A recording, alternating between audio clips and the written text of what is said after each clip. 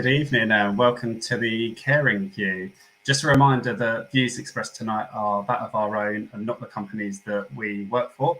And please don't forget to hit the subscribe button. So it'll be somewhere on your screen right now. So we've got the comments box, so please post your questions and we'll try and answer them live tonight.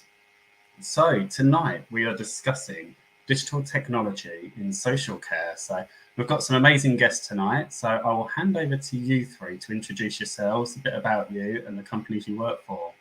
Who wants to go first? Sangha, over to you first. Okay, I'm Sangha Chakravarti. I'm the founder of Invict IQ.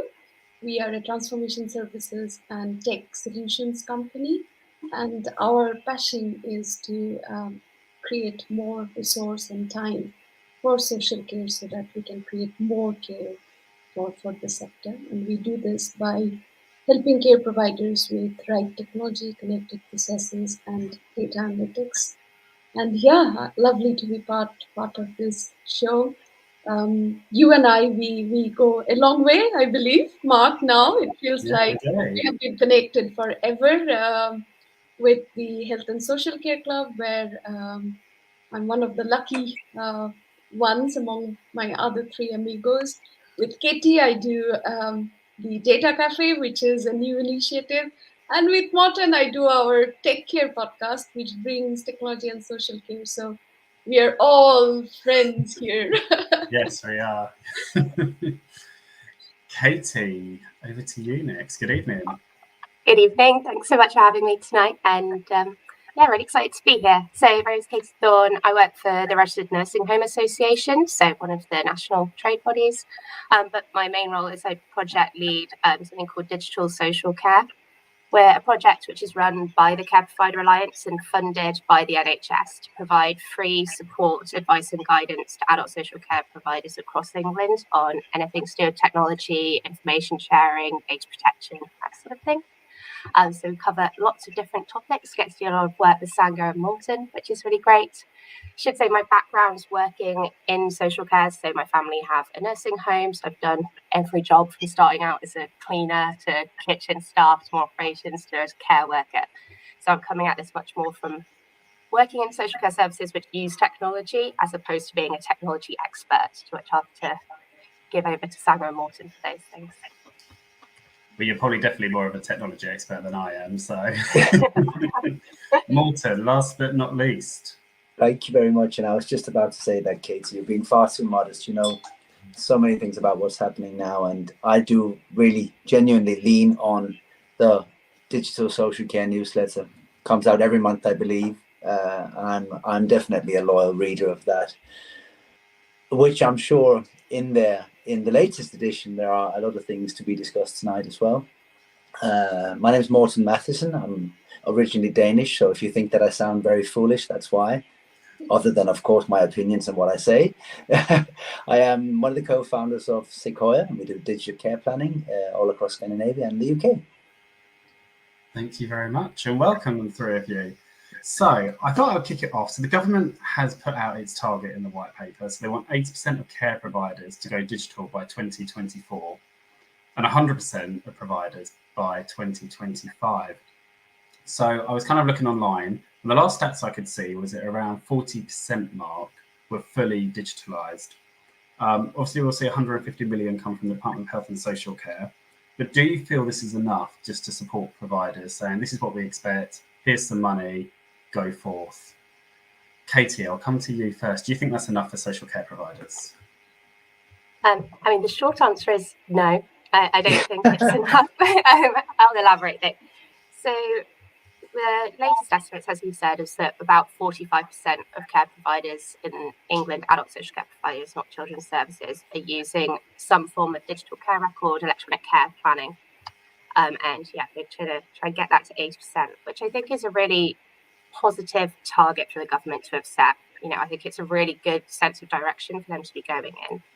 But the reality is that we know that adopting digital technologies, particularly something like a digital care record, can be really expensive for care providers. And so I don't necessarily think that the £25 million, which is coming this year, there's 150 million over 3 years, will help enough of the people who are struggling most financially in the first place. But also, I think it's not just about money. I think there's a lot of other reasons why people struggle to adopt technology. There's a huge range of different kinds of softwares out there. It's hard to make decisions. You have lots of other priorities as well. You know, there's so much happening in the sector. So actually finding the time to do a big project like this is really difficult. So I think just funding's not enough. There's not enough funding, but also more support is needed as well for the sector. Thank you very much. And I'm pleased you spoke about decision making. And that's one of the questions I've got for you guys later. So we'll come to that. Sanga, what do you make of, obviously, the plan to go digital? What would you like to see from the government to support providers? I think it has to be a mix of a couple of things. Like Katie says, I also believe the financial side of the story is not enough.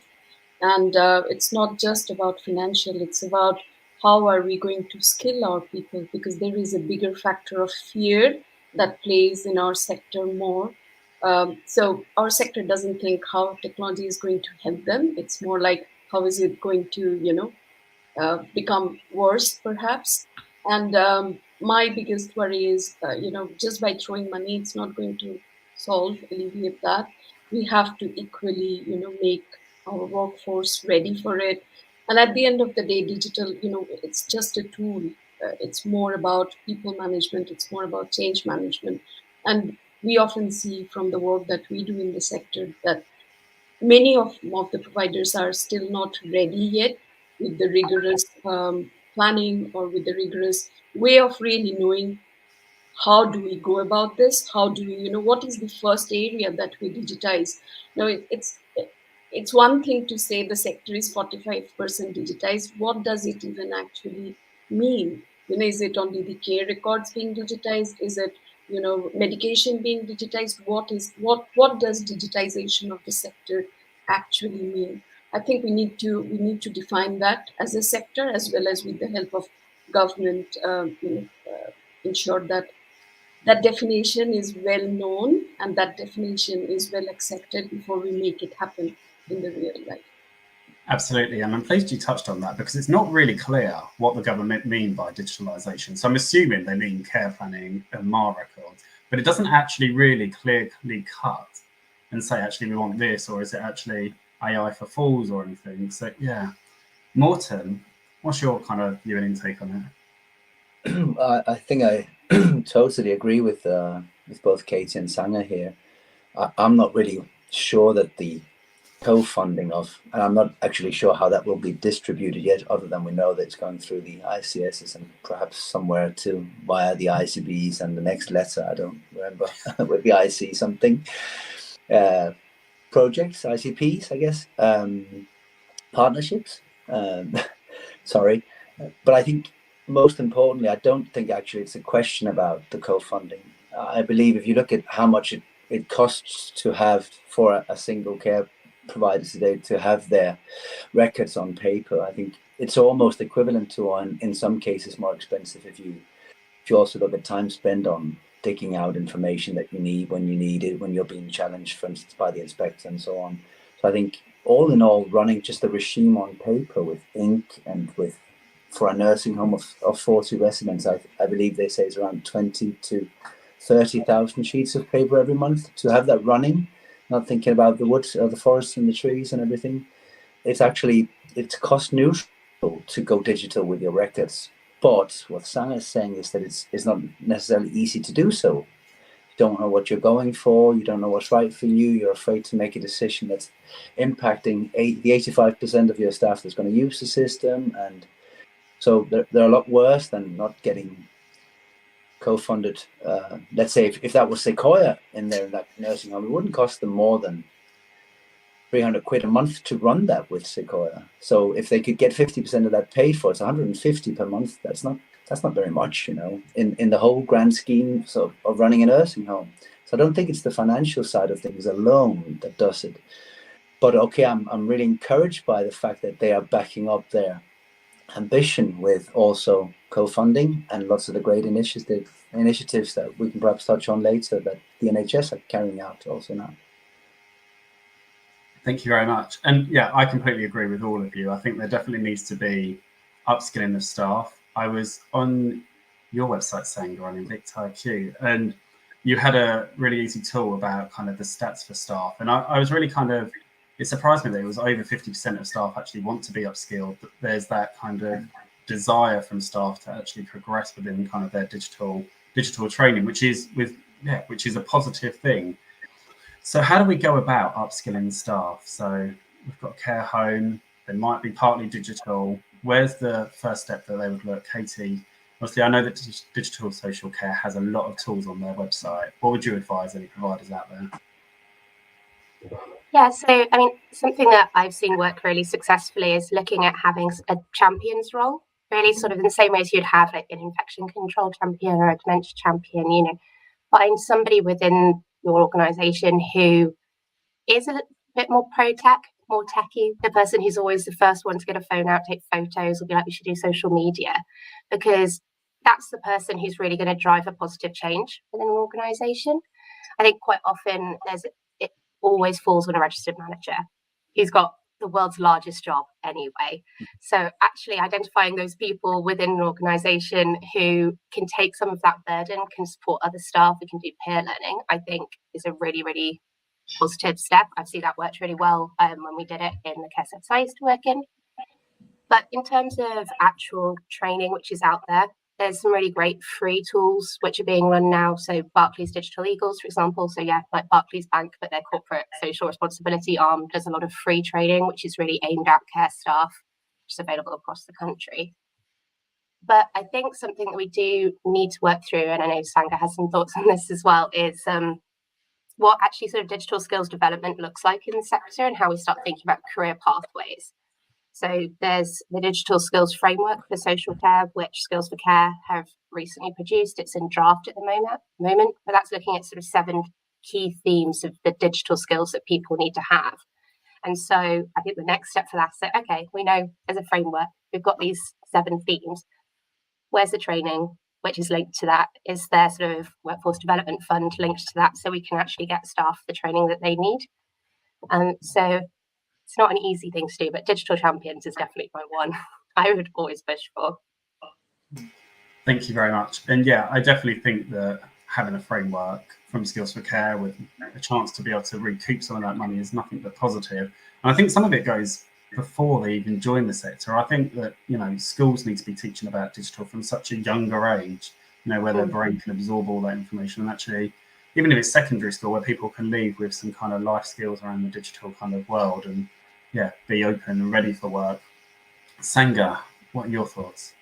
I want to break it down into 2 things. You know, we talk about digital and technology, but if we break the layers and if we segregate them, you know, technology, digital is just a tool. And I know I keep repeating this again and again. So my thinking is it has to be 3-layered approach. And like you say, even before someone is recruited into the organization, during the interview, during the recruitment, we don't ask how open are you to learning new technology or, you know, to be even immersed into a different way of working. So that's the first step, I think, you know, during the interview, making it aware for the workforce that we will be using technology, the sector needs technology for betterment. Then the second is induction.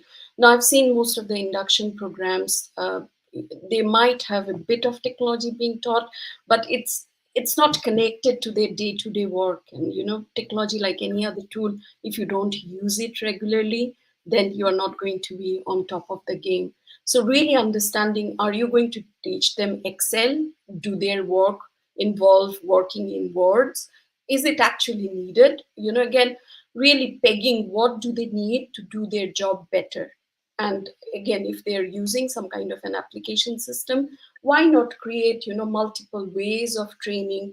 How do you use that application system? So it involves working with partners, whoever your, you know, digital software providers are, that can you provide me with trainings which are not just classroom based? It could be, you know, learning on demand, so that it could be bite sized, it could be listened to, it could be watched, again, to enable them to do their job better. Because at the end of the day, why are we bringing technology? We are bringing technology so that it frees up resources, isn't it? So that they can do their job without getting overwhelmed. So that's the second bit, including it as part of the induction in such a way that they understand how it's going to connect to their job and the role. And then the second step is to ensure that there is continuity in that learning. Now, we have done quite a lot of projects regarding digital implementation and things like that. And most of the places where we have seen it fail is where that repeated training falters. So they have been trained once at the beginning when the system was implemented, and then suddenly there is nothing. And after 2 or 3 years, you suddenly see that the usage of the system has just gone down. So that repetition is something that needs to be continued. And finally, I think if there is someone who is really tech savvy or interested to develop their career, having that pathway that look, you've joined as a carer, you've joined as a manager, you've joined as a nurse, doesn't necessarily mean that you have to continue in that role. If you are very technologically savvy and you want to be a data scientist, you can. If you want to be a software developer, you can. So creating that pathway, creating that vision and ambition for the employees, I think will help them to become better equipped in technology. So yeah, that's what I think. Thank you very much. And I think that was really interesting around the career pathway, because I think quite often we have conversations around the career pathways in social care, and it looks at kind of going into HR or admin or IT or whatever function, but we don't actually think about kind of the digital side and actually giving the staff the skills to then go off and work somewhere else, whether it's in that organisation or somewhere else. Morten, obviously you've got Sequoia and you've got a lot of care providers using your software. What kind of support have you seen that care providers are giving to their staff to kind of upskill them in using your technology? Brilliant question. I think one that every provider should ask their supplier simply, because for me, at least what Sanga described is something that's pivotal to really delivering a good service as a supplier to the sector, that you can look yourself in the eye at night and say, well, actually, I'm satisfied with what we did. It may not have been a success end of the day, but we at least delivered a bespoke implementation and operations plan where you can tap into the resources that are available from Sequoia's side or from any other supplier's side. So we do things with, as you say, Sanga, with e-learning. So you can have the whole training program actually on the administration page of Sequoia. So basically in the web browser, you can do it asynchronous in your own time, whilst also, of course, providing on-site classroom kind of training. So it's everything ranging from, it depends on how digital mature the organization really is. And we can do many different things. I think the more mature organizations we're working with, the more they realize how important it is to have, as Katie said, champions. And then we offer a super user training, which is free. It's just part of what we deliver. But it's not everyone that wants it, really. But we encourage a lot of the users of the system to become super users, because it means that they can replicate their knowledge and pass it on to others, and just really champion the use of the system. And then just to round off my turn here, I will say what happened also, Sanga, in career-wise. We took one of the people that worked in one of the organizations who was such a brilliant carer and asked her to come and work for us. Of course, with the approval of her organization, she did pretend to go and study in the city where we're headquartered, and then she came to us, really. No, but yeah, absolutely.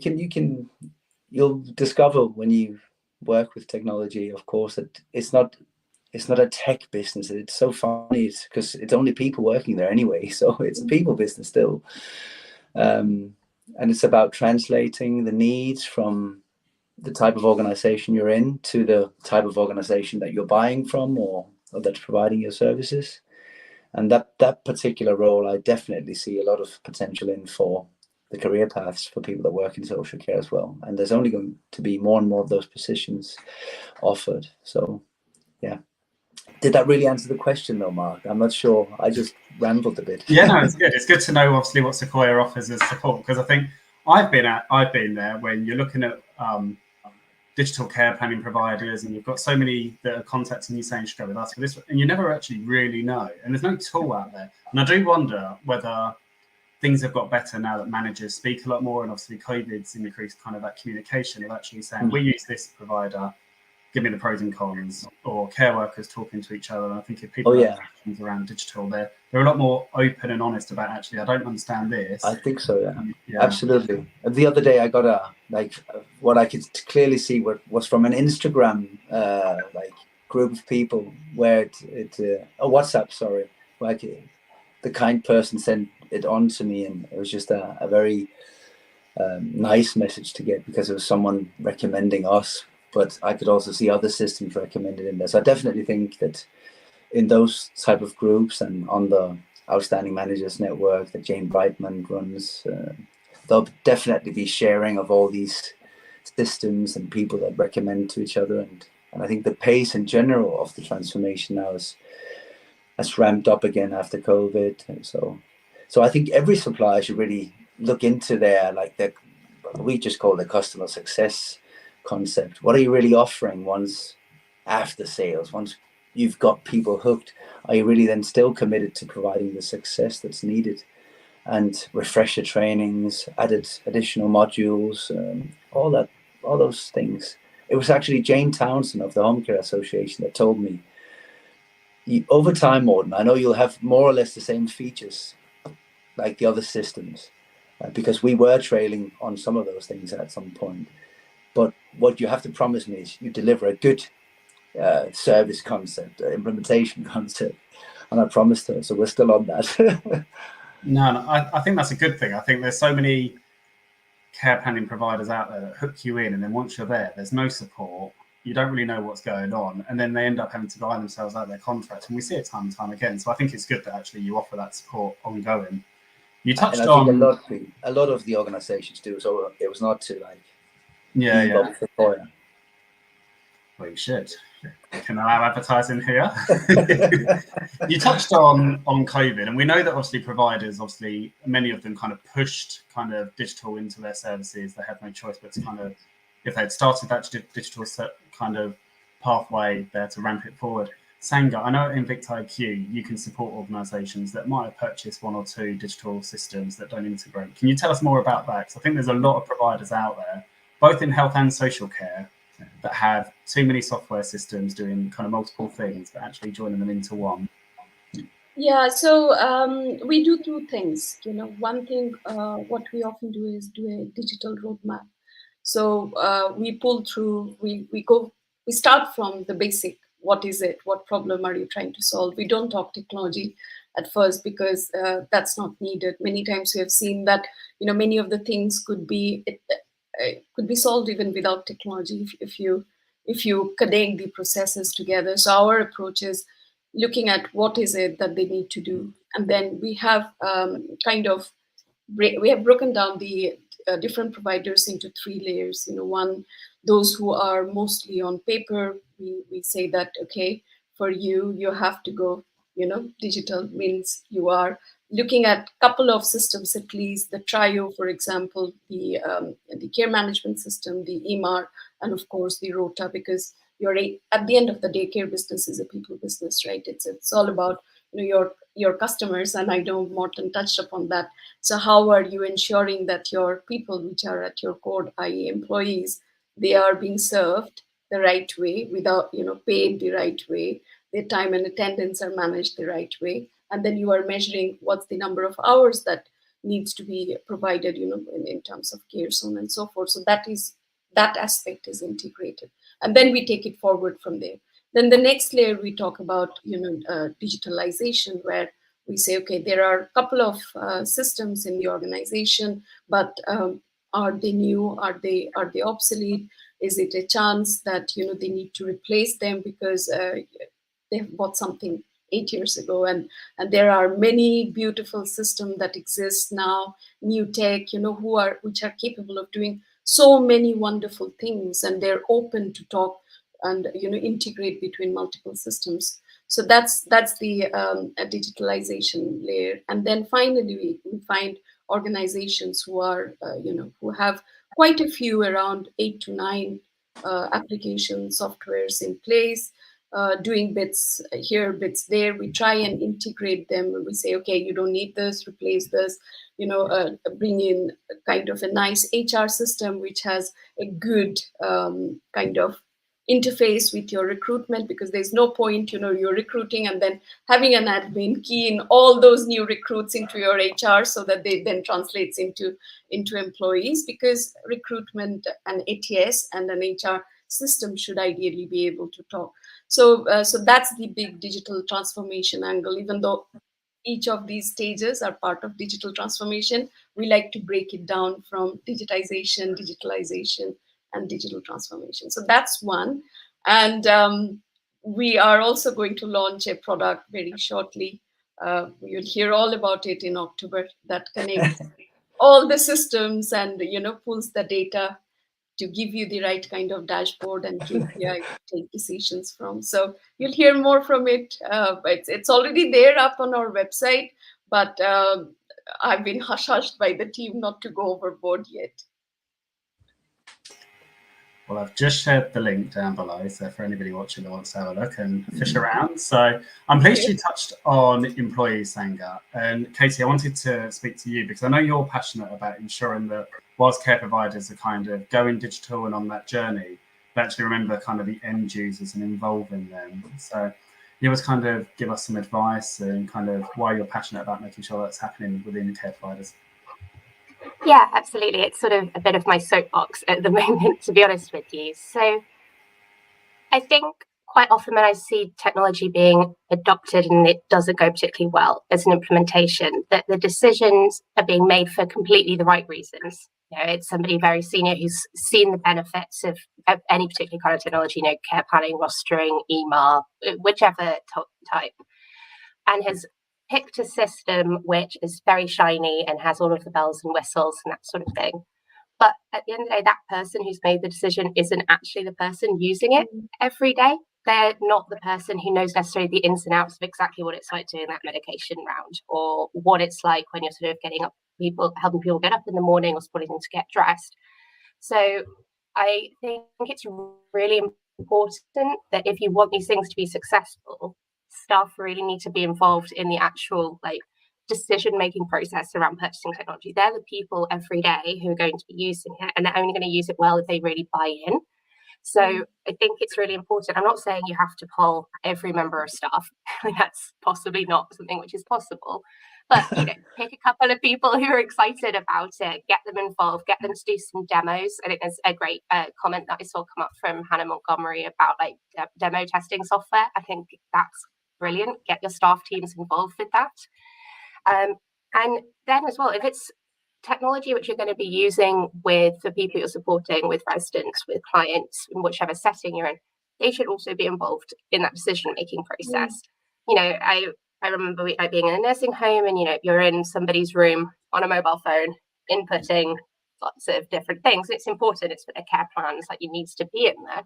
But if you haven't had that discussion with the individual to make sure that they know that's what's happening, you're not just ignoring them because you're on a phone, then that's just completely cutting them out of the process, which is meant to be about them and supporting them and working with them. So for me, I just think it's really important that everybody gets to input into this decision-making process. And that way you've got buy-in before you're even at the implementation phase. People are excited and championing it from the beginning. So that's sort of my big plea, is to get everyone involved, really. I definitely think if you can get buy-in from your staff team from an early stage, it makes that rollout so much easier and less resistant. And I think they then know actually what's happening. There's that, like you said, there's that buy-in. They've got the knowledge and the skills right from the start, as opposed to it just kind of landing in their desk. You touched slightly on the people that we support. Do you feel kind of on the digital pathway that kind of we're on in social care at the moment, that we're on the right path for people using care services? Do you think that there should be more involvement? Because I don't know, for me personally, I see there's a lot of different tech out there, but I don't necessarily feel like we involve people to get their feedback of how it is, how it works. I know one thing that I quite often kind of get messaged about from kind of the days of kind of championing people with learning disability and their rights is around kind of easy read, and there's not much easy read out there for people. where do you feel like we should go to support people using care services with digital social care? I mean, I think we're not doing enough generally. This is a massive generalization. There are some organizations out there doing an absolutely incredible job of this. But generally speaking, I think as the advice we give in digital social care doesn't cover this enough, the things coming out of government doesn't cover this enough, is actually including the people we're supporting at every stage of this process, making sure they're okay with it, where possible, getting consent where people have capacity to consent to using these technologies. It's impacting them in every way. And also making sure that they maintain having access and input into their care records in the way that they should be having. I mean, my background's working in older people services, generally speaking, and there's sort of an assumption that we had that, like, oh, old people don't want to look at like a tablet or a phone, they don't want to engage with technology. But actually then we're restricting their access to their own care records because they're not engaging them, or we're not engaging them enough with technology. And I just don't think that's right to do. So I think it's something that all services should be considering right from the beginning, is actually, making sure everybody's on board with this sort of direction of travel. Generally speaking, I've heard lots of residents from care homes who are really, really positive about it, especially also with their families, where you've got family portals, for example. So you've got people who haven't been able to visit over COVID, or who can't visit for other reasons because they live remotely. With permission to view portions of the care record remotely, I think that could be a really positive and powerful change. But that's got to be a conversation that we're having. And I think it's increasingly something that CQC will be looking at as well in terms of the adoption of this technology, because, it's got to be person-centered. And how can you evidence that? How can you show you're going through that process without involving everybody? So I'm positive that we're moving in the right direction. I don't want to be really gloomy about it. I'm surprised that the CQC don't already regulate that side of things, because obviously digital care planning has been around for a long time. And I'm surprised that if you're already digital, if you've been digital for kind of over a year, why they're not saying, actually, do you have a family and friends portal, because most of the software does have one. Morten, do you feel comfortable that kind of we're at the right stage in personalisation for people using care services, and also the staff using the software? Or do you feel like we can make it more personalised? Well, I 100% think we should make it more personalised, and I totally agree with you, Katie. I don't think we're at all where we should be when it comes to involving people that draw on services, people we support, their families even. I think it's all backwards in this sector, unfortunately, because it's so compliance and safe led. If you look at the CQC, Chloe's, we're so much about safe because we're so afraid, because that's going to close us down in a moment's time. So it's all about who's buying what here. And obviously those that are buying for instance, the care planning software aren't the ones that are using it, as we've talked about, and they should be more involved in deciding what's good and what's bad for them. But definitely also those people that are, in this matter, a private person whose digital transformation is somewhere else out there in the App Store and so on. We don't consider them involved here as of yet. I don't really think we should do a better job there. And those times that it does happen in Sequoia, not a contract we won, but a contract where we participated, a contest where we participated, where another great company won. They had done a massive, and I can applaud them. It was Making Space. They'd done a massive job in taking everyone in a huge committee, employees, people that worked for them, people that lived in the facilities, and so on. Fantastic job. It was quite an experience to be a part of, even as the supplier, and feedback we got and that we've taken in so far and trying to mold our roadmap on. That was one part of the answer. And then when we look at like the masters out there, the giants that we really like the Deliveroo's, the Amazons or Netflix and so on, I say we really like them, but I'm impressed by them, but I'm also of course quite scared. But Amazon will be fully aware of my cookies. I'm aware, and they'll know what I've searched for previously. They'll know what I've bought. They'll 100% suggest something for me that I'd like. And I was thinking, why doesn't that happen in social care? I mean, if we can consent to something like that, so my suggested trainings could be more spot on, and Yeah, it's again back to, I think, safe versus convenience versus self-development, own development, and preferences and so on. But I think if we looked at some of those algorithms and just some of the ways that they have profiles and deeper profiles, also speaking tech, then I think we could really learn from, and it doesn't have to be super difficult, is our experience so far. We could really learn from them, and in the technology build more room for simple capacities to have my own profile, my life history, what are my interests are, and make that a part of the professional part of the system as well. So even if it would just be serving a meal and having that support, if you're working in an organization and you're doing that for me, then they'll know that I'm a Newcastle United supporter and we can have that chat about something over the weekend or whatever it is. I realize most people in the service may know already, but yeah, I think there's definitely room for improvement there on personalization for sure. I think you touched kind of on Amazon, and as you were speaking, even before you mentioned Amazon, I was thinking, technology isn't just care planning. We've got social media out there, we've got Alexa devices, and I think some care homes, like Katie said, do a fabulous job of involving the people that they support and really upskilling them. And I know in the learning disability world that kind of happens as like a standard, but I think kind of in a lot of elderly care homes, there's still kind of that reluctance and, like we've discussed, actually, that assumption that they don't want to be on social media, but actually it's got a great way of connecting people and upskilling people. No, it just dawned on me that I was seeing an interview that a Danish authority had done from a care home in Denmark that uses Sequoia, and they interviewed one of the old ladies in the home, and they asked her what she was thinking about all this technology, and she said, "Oh, it's nice then people aren't asking the same questions all the time because it's all in there." And I just really like a very simple and honest answer about, well, then at least there's that continuity, isn't there? That she knows that they know, so they don't have to ask her all the time. I just like that answer. Yeah, I definitely think it does relieve that kind of repetitiveness. And I think one thing I saw from one care provider, which I really liked, was at the end they had, so you have obviously the tick box or the actions that you need to complete. They had a section of what did the person think, and then they handed over their device to the person, so the person could then type or use the voice to type to say how they felt at that particular moment in time, and then obviously save that as the action, which I actually thought was really nice. And kind of took me back to the days where we might have supported people to kind of write their own entry or to keep a diary or something. I haven't seen that since in any other provider, but yeah, I remember seeing that. I think it was either on LinkedIn or one of the Facebook groups, and thought it was really nice.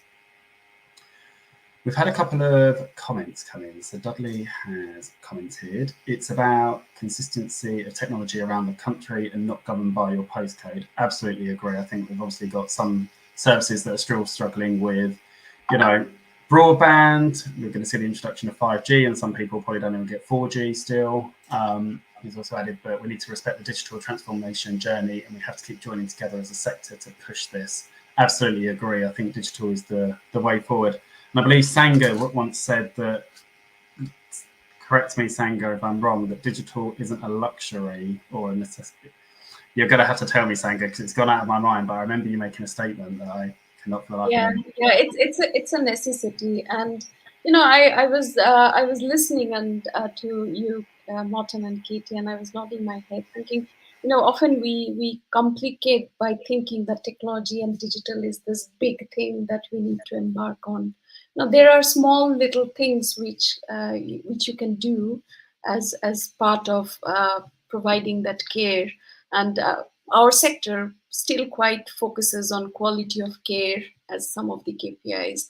But what about quality of life? And it's not difficult to measure quality of life. It could be just as simple as asking the resident or the service users. I know I'm using these two words. Perhaps many of the providers don't like using these words, but the people we care and their friends and families. What is quality of life? What is one thing that if we do every day that will enhance the quality of life for you? And if we are able to record that, and if we are able to deliver that consistently, that's a personalized service that we are offering. And for that, you don't need a very high AI sensor driven, big data driven technology. You just need the mindset and probably somewhere to record that information so that you're not asking the same question again and again, and ability to record that you're delivering that every day. So it's a necessity, it's not a luxury anymore, but it doesn't have to be this big bang, big investment, big, thing. It can be incremental, it can be small thing, but it has to be weaved in the culture, in the mindset of people. Yeah, no, absolutely. And we've had another comment come in. So you have said, I think we need to look carefully in the disadvantages and weigh it with the advantages. Then we will know what to introduce or what not to introduce.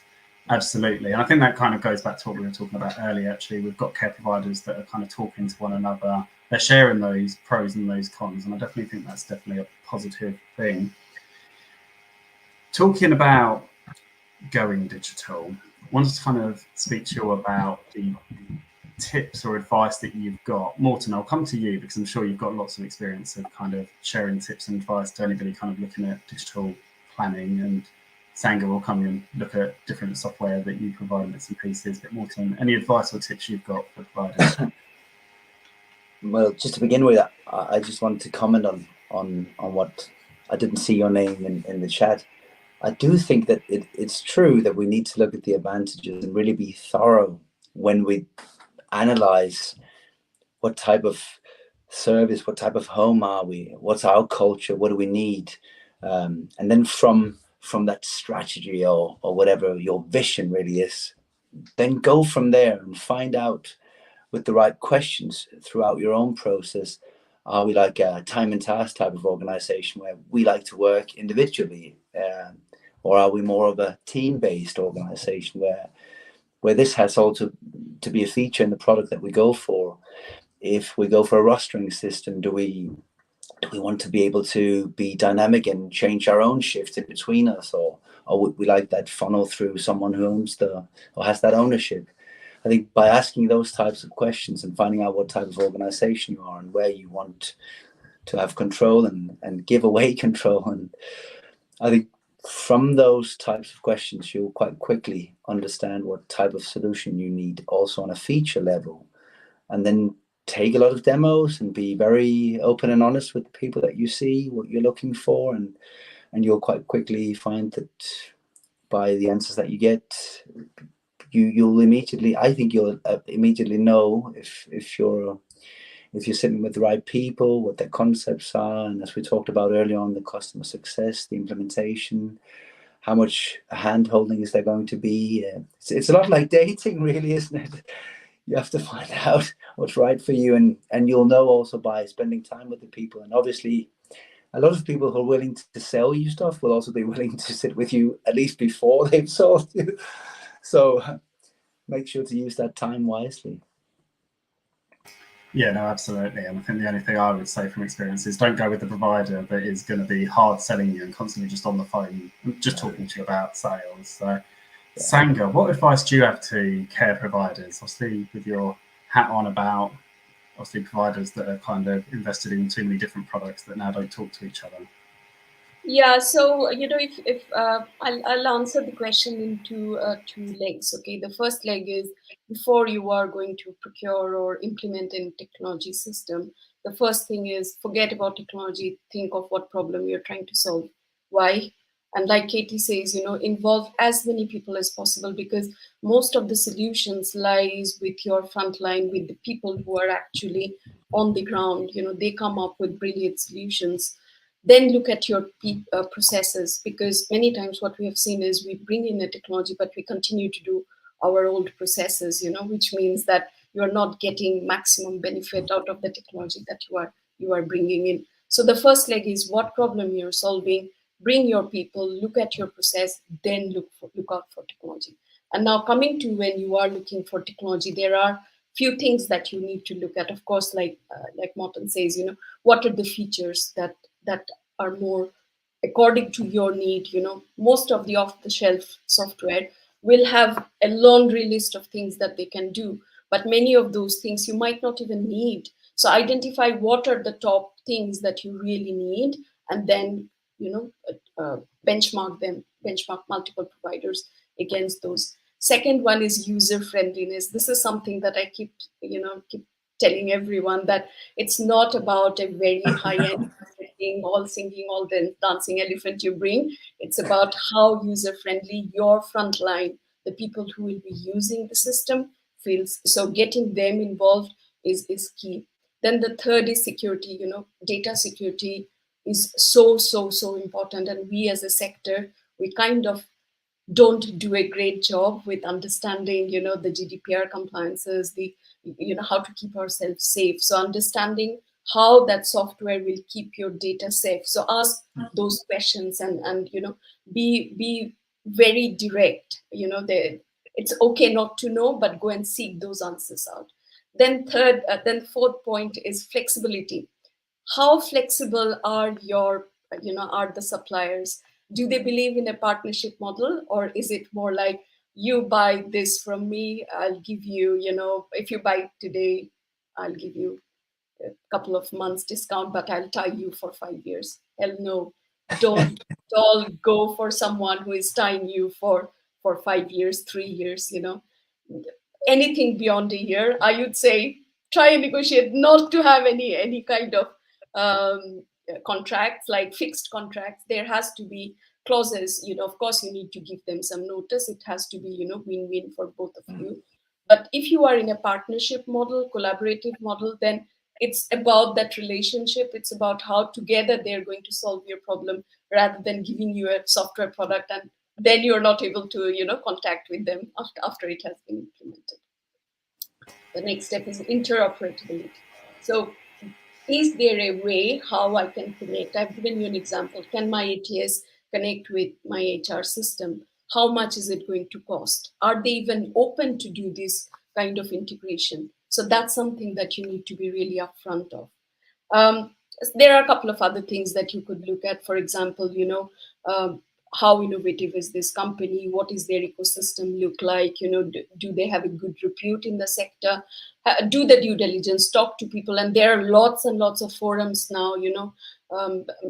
I know, Mark, you keep mentioning about and Morten, you have mentioned about the Outstanding Managers Forum. There are lots of forums being run. We run our Health and Social Care Club, and many other forums that exist. Digital social care is a great source of information as well. It comes up with a list of providers that you could consider it as your first port of call. So look at that ecosystem. And finally, the cost. And this is somewhere where I have to elaborate a little bit, and give me a couple of minutes. Yeah. So when we implement a system, we don't look at what is going to be the setup cost, what is going to be, the license cost, and how much is going to be the maintenance cost, as in what am I going to incur if I'm going to ask for a change. So are they going to charge me £1,000 a day to train my people? Are they going to, if I want to make a little tweak in the system, are they going to charge me additional for that? So understand that whole cost angle. Till today, I'm amazed that in my sector, in our sector, there are so many organizations, they don't even know how much they're spending on a piece of technology. And that frightens me, because, if we don't know how much we're spending on technology, how would we know what kind of ROI it is going to generate, and whether that investment is even worth? So again, cost definitely is a big angle, but you need to consider the other angles as well. So sorry, I think, I have managed to answer what you asked, but I went on a tangent because I thought I have to share all these. No, they were great bits of advice, I think. And I think, talking of costs, I think one thing that we kind of forget is about actually when we need new licenses or to refresh the license, actually how much that's going to cost, because quite often the price kind of hikes. I think it was great that you spoke about integration, because I think sometimes we rush because we need a product or something that's going to solve a solution. We don't think about actually what we've already got in place. Hannah has commented, before I come to you, Katie, she's just advised also providers would sign up to contracts that have usage caveats, especially when software was mandated by the local authority that they didn't fully understand, which would mean that they would incur extra fees if they didn't use the software to a certain proficiency. She would advise to review all contracts with a fine-tooth comb. Absolutely. Yeah. Great stuff. Katie, before I come to you for your tips and advice, we've also had a question come in about, is there any funding available for providers to access in order to help them with digitalisation, Digital Social Care Fund, which I didn't know whether you could talk about if you do know about it in your response to that tips and advice. Over to you. Yeah, sure. So there is funding which will be coming available through the Digitising Social Care Fund. We put details up about that on Digital Social Care, and I'm expecting in the next couple of weeks to have details from each of the ICSs about how care providers can access that funding. We also routinely collect sources of funding and put them into our newsletter at Digital Social Care. So there are a couple of other things which are live at the moment. If you haven't already looked at it, the government has the Help to Grow Digital Fund, which you can get grant funding of up to £5,000 to help with buying operational and management software. They also will pay for digital management courses as well. And if you've got issues with connectivity, there's also the Rural Gigabit Voucher Fund, where you can get grant funding again for up to, I think it's £3,500 to improve your Wi-Fi broadband in rural areas. I'm sorry if you're in a city, it won't help for that. To do a plug for us, I would recommend, if you sign up for our newsletter, it's just once a fortnight. There's always a section in there about any funding which has become available and how you can apply for it, and whether it's like a short-term funding window or something which is open all year round. So that's sort of where I spend a lot of time scouring the internet trying to find all of these things. Thank you very much. And I have tried to keep up with what you were saying in terms of funding and sharing those links in the comments. So thank you very much. Sorry, Mark, just like throwing all of them at you, one after another. Well, hopefully I've got them all. So I will watch it back on repeat and I'll double check and I'll share any links that I've missed. I'm very conscious of time. We've only got 8 minutes left. I want to kind of talk about awareness and kind of the future. So Sanga and Katie, you've obviously joined forces with Adam, so Invicta IQ, Digital Social Care and the IHSEM to create the Data Cafe. Are you able to kind of tell us more about that, what you kind of hope to achieve, what it's about? Yeah, sure. Katie, you want to go for it? Sure. Yeah, I mean, it's very much Sanga's idea. So jump in if I'm missing anything, Sanga, but it's a really good idea. Basically, we know that quite a lot of people in the sector don't particularly like talking about data. The word sounds quite sort of out there and you're not really sure what it means. But there is a lot of work happening in government where they're talking about data, they're legislating for us to give them more data. So we wanted to create like an informal space where it's people within the sector can talk about it, can talk about data in terms of care quality, but also how it can help with staffing and retention, and really be sort of leading that conversation from within the sector, within our own voices, not just being done to, but in conversation with.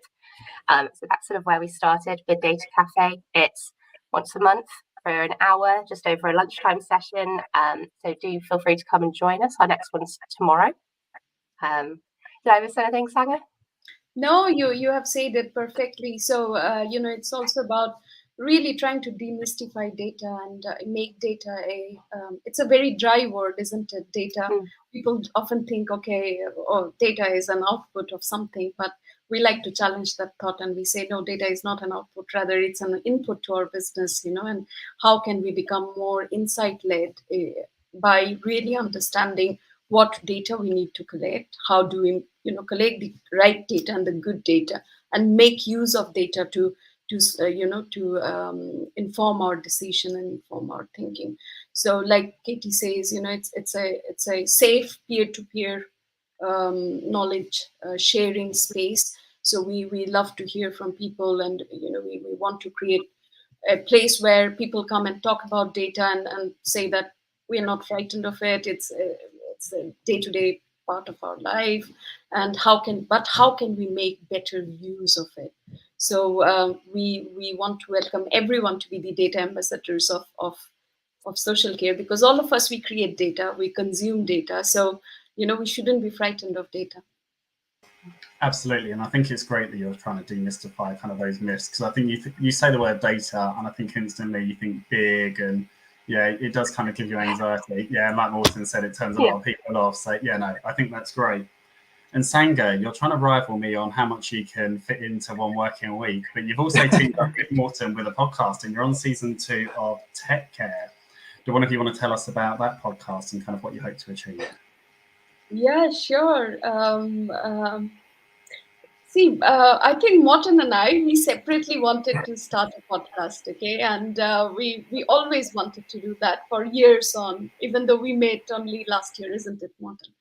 And then we said, okay, let's do something, and let's try to create a place where we can bring like-minded people and get them to talk about technology and social care, because those are two areas we are super passionate about, but also give a 360-degree view, like you were saying. Do we capture the voice of the people we care? We don't, but we should. How can technology help them have a quality of life, have an improved quality of care? Can we capture that voice? Can we hear from them? Can we hear from the front line who use technology on a day-to-day basis? Can we hear from the managers? Can we hear from the C-suite? Can we hear from the suppliers? Can we hear from the government? Can we hear from all the other great initiatives that's happening, like the digital social care? We had Katie and Daniel join us from Care England as well, and that was a fantastic discussion. And Morton knows everyone in the sector, so he is like the perfect host one could have. And many times you won't believe, we're like lastminute.com, and we are like running to get the episode recorded, but we are having fun in the process, isn't it, Morton? Yeah, well, absolutely. I think very inspired by what you've done here, Mark and Adam, and a couple of other people who started this with you. I believe it back then, very informal, and the point being to knowledge share and go towards some common circa purpose of improving the sector and wanting to do so with others. And yeah, I think that's what that podcast is about. And then of course the focus is technology, and yeah, I think that's it. Yeah. I think it's great that there's so much out there, because I think when Dawn, Donna, Adam, and I started this, we were kind of the only. There were obviously podcasts, but not as many as there are now. And there kind of wasn't anything that was on a regular basis for kind of anybody that wanted to know more about social care or worked in social care. So I think it's great, and I think you talk about obviously it being fun, and that's what it's all about. Like, it's just fun, relaxed. You're supporting other people, upskilling other people, giving them knowledge. And I think if you're not having fun, then don't do it. And yeah, Sanga, lastminute.com, we can completely relate to that. Adam and I actually do all of this in our own time. So yeah, trying to book guests and do emails and bits and pieces. I'm sure, as you all know, you've probably got emails at God knows what o'clock. Yeah, but I think that's good in a way, that we are all juggling so many balls, and that's why I admire all of you so much. In the sector, that I think there is a if I can use that word, there is a desire to give in the sector, not just take, and which I find fascinating, because look at us here, plus, those who are listening. I know Dudley is there, I know Hannah is there. I've not seen the other names, but all of us, we are juggling so many balls during the day, our day job, or, our startup ideas, or, or the new policy that we need to get cracking on. But still, even if it is last minute, we try to give something, and we get so much in return. Like all the podcasts that we have recorded, I have learned immensely. All the data cafe sessions that we have had, I had come back more richer. In health and social care club, every session I've learned so much, and I think that's what makes us stronger as a sector, and much different and better than other sector. Where were they 5 years ago when I entered the sector in the UK? Where were they? I mean, I didn't know anybody. I was craving these forums and people to meet and understand and learn from. I think COVID did the trick. Yeah, COVID did the trick. I think it brought people close to each other. Yeah, no, it definitely did. I think it pushed us from kind of being out with family and friends onto a virtual kind of reality, didn't it? So I did have one final question, but I don't think I'm going to ask it, because I think that actually how Sanga's just kind of ended it, actually talking about how social care is so giving and all the support that's out there, is a perfect way to end the show. So I just wanted to say thank you very much to the three of you for joining us. Thank you to everybody who's watched tonight, and I will see you next week, and I'm sure I'll see you three very soon. Thank you very much. Thank you so much. Thank you. Good evening. Bye-bye. Bye for now. Bye.